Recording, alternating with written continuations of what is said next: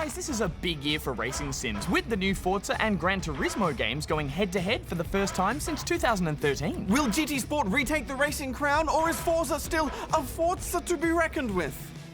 Seamless. Welcome to the world of global racing. This is also the place to feel the excitement of competitive play and esports, and the satisfaction of besting your fellow competitors.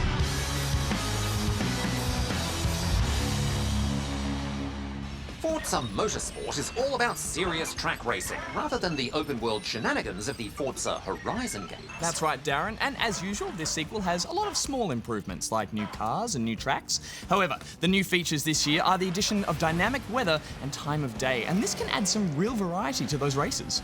After playing for hours and hours, I honestly never felt like I raced the same track in the same conditions twice. Oh, it's always so exciting when it starts to rain, turning sticky, dry tarmac into fields of puddles. And the weather effects are so beautiful. The Forza campaign is made up of 6 championships, offering a variety of multi-race events to choose from, giving you bite-sized competitions to work through, and lots of options for choosing the kind of cars and racing you prefer. Yes, and the car selection is huge, with hundreds and hundreds to choose from. There's even trucks now, and as is Forza tradition, you can tinker to your heart's content. The racing is kind of bonkers too. The drivatars, which are AI cars based off real gamers' behaviours, race like real opponents, which is to say, they are quite aggressive.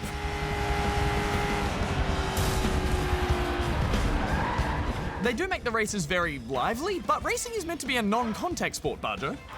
And if you think going online and playing real people is any better, well, can I just say, Forza players, you should be ashamed of yourselves.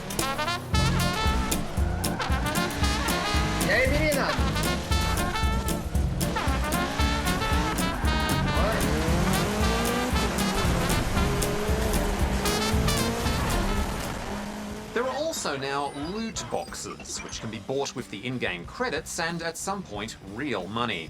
These can drop cars, gear to customize your driver with, and mods, which give bonuses for completing challenges during a race. Now, I wouldn't mind it that much if they hadn't removed the bonuses you used to get for turning off driver assists. They were a staple of the series and a great way to coach you towards being a better driver.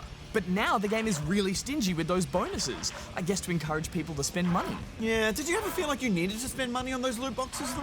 Well, no, but the way they've filled it with these tacky, gambling mind games, it just cheapens the experience. I think they've lost a lot of the soul and reverence for autosports that the Forza series was built on. I don't think that bothered me as much as it bothers you, Goose, but it is a fine line. One thing that did bother me though is the PC version of this game, which is pretty rough. We had trouble just getting it installed. And once in the game, we had quite a few bugs, such as a track completely disappearing. Oh, ghost track! Where am I? Fingers crossed for some patches soon, but what are you going to give it overall, Goosey? Well, those loot boxes and the online community kind of soured the experience, but there is no denying how much racing goodness there is here on offer. So I'm giving it 3.5 out of 5 rubber chickens. Well, for my money, this is still a complete and polished racing package. I'm going to give it 4.5 out of 5 rubber chickens. Now let's see how GT Sport stacks up. Vroom, vroom. Vroom, vroom.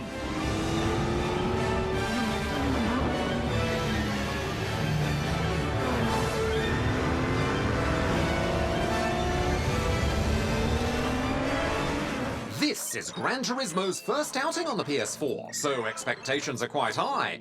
And from what we've heard, developer Polyphony Digital has gone for a less is more approach. While in some ways less becomes more, it's also just less. Yeah, the track and car listing in GT Sport is quite small.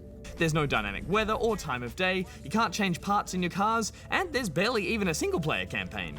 Yeah, the campaign is more of an extended tutorial, isn't it? It's mostly a series of driving tests and small challenges aimed at making you a good driver.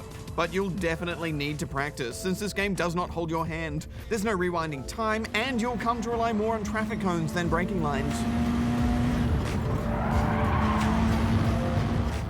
Yes, if you're after a single-player game, then this may not be the one for you, because it's all about the online competition. In fact, it's so online that you can't even save your game, and most activities are blocked until you get connected. But if you're after some serious online competition, you'll find that in the game's headline sport mode, which you can't actually play until you watch 2 videos about driving etiquette. Welcome to the Racing Etiquette. In this section, you will be learning about sportsmanship, an important element in everyone's participation in the online races of Gran Turismo. The game encourages clean racing, with sportsmanship points affecting your overall ranking. Every time you crash or hit another racer, your ranking goes down, while avoiding contact with walls and others will pull it up. And it does seem to be a surprisingly effective way of keeping races clean. There's still a bit of light jostling, but no one is trying to sideswipe you off the track constantly, which makes for much fairer races. Yeah, you hear that, Forza players? I also love the sense of occasion that each of these online races has. Each race is a scheduled event, with regular daily races kicking off every 10 or 15 minutes, while bigger events are scheduled weeks in advance. It all just has an air of authentic racing culture about it. It's so authentic that you'll even be able to earn a real FIA racing license if you race well and safely enough playing this game. You will need a real driver's license first, though, sports. Of course. This is actually the best handling GT game I've played too. And they've finally got the cars sounding good. Visual damage and collisions is still very weak though, but I guess the whole point here is to avoid those anyway. Yeah, if you're after some Fast and Furious style racing, then probably move along. But if you want a game that takes competitive racing seriously, then this is perfect. It doesn't do much, but it does it very well. I'm giving it 3 out of 5 rubber chickens. I appreciate what GT Sport is trying to do, but I just had way more fun with Forza, and I feel like GT Sport leaves solo players behind, so I'm gonna give it 2.5 out of 5 rubber chickens.